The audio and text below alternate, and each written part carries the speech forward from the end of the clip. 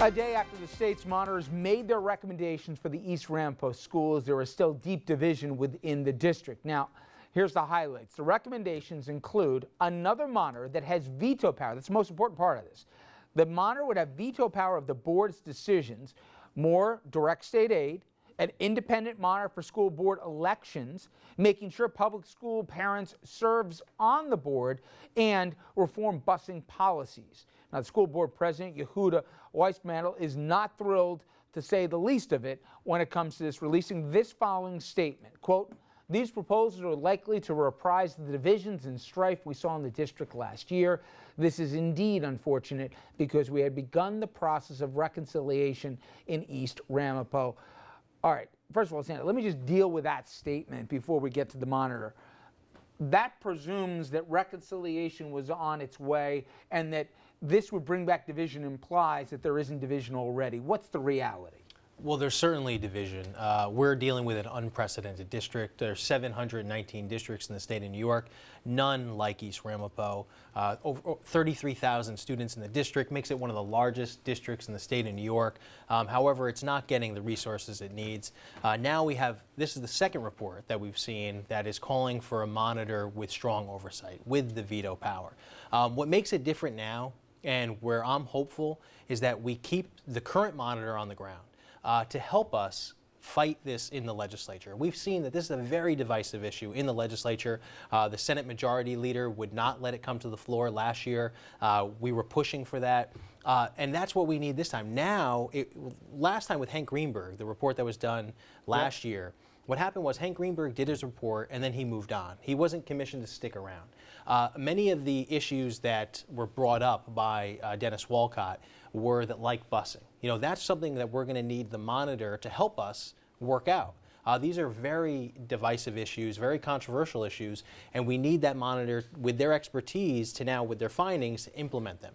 Now, when I talk about the monitor with veto power, my hope is that the monitor could sit with us in the legislature, negotiating with the Senate Majority Leader, with the governor, with State Education Department to work this out. That when they bring up questions like, where's an example of where you would have instituted a veto?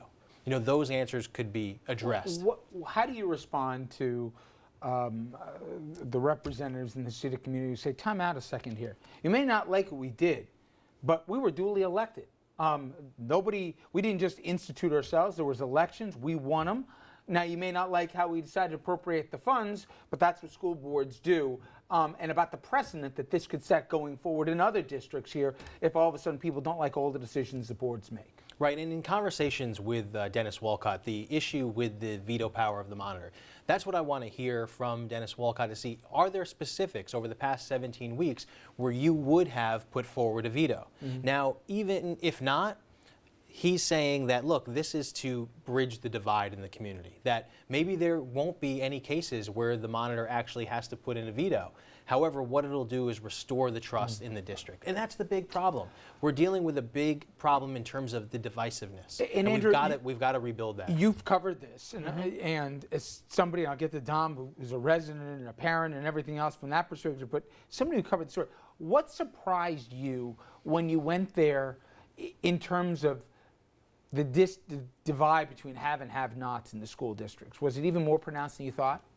Yeah, I think so. And some of the decisions by the school board on some of the closures and some of the termination of programs, after-school programs, athletic programs, things like that, they seemed particularly draconian.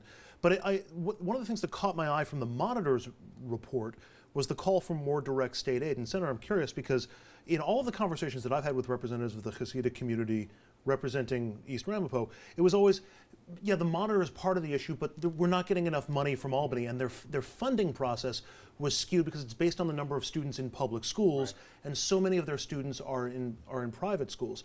And so I guess the question is that that seemed to be their holdout against the monitor proposal a year ago, that this doesn't really do the job.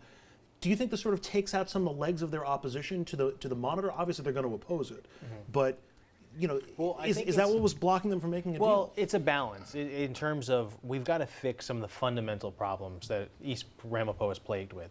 And that means exactly what you said. On paper, East Ramapo actually looks like a wealthier district than it is because you're not counting those private school students. So now the monitor is calling for direct aid. And I think that's good right now. The direct aid there'll be strict oversight, Yep. but we've really got to start to look at the funding formula. And I'm hopeful that the monitor stays on the ground until we can pass this legislation of having a monitor with veto power, because those are some of the long-term issues that we've got to address. And we don't have to just carve out East Ramapo. I mean, these issues are pouring over into other districts, and not just the private school kids. We're talking about unaccompanied minors that are coming in at unprecedented levels, English language learners, the special education placement, the transportation issues. When you're dealing with a district of this size and this amount of uniqueness, that's why you've got to address these issues in a long-term manner. Right now, I think the recommendations are good, but we've got to follow through and pass each one of them. I'll ask both of you this final question. And again, from your perspective, Dom, parent in the school district, you had a child with special needs in the district, you went through this and some of the frustrations, the walls you hit. Given Walcott's report, do you believe, and do you think the community believes, especially community of color there, that things are going to actually be different this time? Because you said before, people, they're just resigned here, that some of the voices may change, but it's the same old story. Richard, duly elected board, but it's disgusting. It's reprehensible what's going on in the East Ramapo School District. You have a district where the kids of color are being told basically, you are a second-class citizen. We will give you the education that we deem, the board, that is appropriate for you. And when Sunlight is put on a situation, we go, oh, there's not enough budget dollars. But the budget dollars that you're getting, where are they going? We know where they're going. We know where those dollars are going. And they're not going to the public school kids that are black and Latino. Those dollars that come in are being funneled and pushed in another direction. Really quick, because I want to get the one. Yeah. You got a new Senate Majority Leader. We'll talk about why in a second. Do you think it's any different? I mean, certainly the attention's more now than it was before. Do you think at the end of the day this is going to actually happen? Will the monitor have veto power? The issue is if we have the monitor that's on the ground right now, if Dennis Walcott stays on, he can help us in working with the Senate Majority Leader to give those details that Dominic just talked about, that, look, there are problems, and he can cite those. We weren't able to specifically cite those. But if I can make a plug, we're doing a commencement ceremony for Ramapo High School tomorrow night at 7 p.m., and I've told the interim superintendent that I'll do everything to promote that. We want to show the public school students that we support them, and we're trying to make sure that they're ready to graduate. And again, we tell did it people last that's week. 7 o'clock tomorrow where? Ramapo High School. We did it last week at Spring Valley High School. My son graduated from. Yeah, and that's the thing. We want to show that the community is there supporting them and doing everything we can in the meantime until this legislation is passed. We shall see where this goes with Albany, but you can't mention Albany without mentioning the name Preet Bharara. He had this to say after the guilty verdict against Shelley Silver and Dean Skelos. Quote, there's no doubt now that there's a first line of defense against bad conduct is the institution itself, and it seems that they're doing a pretty poor job of self-policing. I know you and certainly a lot of the new lawmakers, if you will, up there, the new class, have been saying that we need more real reform up in Albany. But I was shocked that the governor came out after the Skelos verdict and said there's no appetite for reform and that it's not going to happen. If people are going to do a crime, they're going to do crime. Huge difference from what he said after his inauguration with Tammany Hall as a backdrop, saying he was going to dredge the swamp. Can you give me any practical political rationale why this governor, in the aftermath of Skelos, wouldn't say, you know what, I'm going to issue a whole broad thing of reforms? And even if the Republicans or whoever, or Democrats even, they voted it down, he at least would have looked like the good guy. Why did he throw a wet blanket on this as soon as the verdict came down? It makes no sense to me. It doesn't make sense to me either. There are things that we can do. We need to get serious about banning outside employment. We've got to get serious about closing the LLC loophole. I mean, these are things that we can do. Of course, there's Citizens United versus the FEC, that case. But there are things that we can do on a state level, like they do when people are running for Congress. Those are the things that we have to implement. Preet Bharara was talking about, I heard him on one of the radio shows talking about pension forfeiture. There are things that we can do without a constitutional amendment to make it easier for the U.S. attorney to strip corrupt public officials of their taxpayer-funded pension.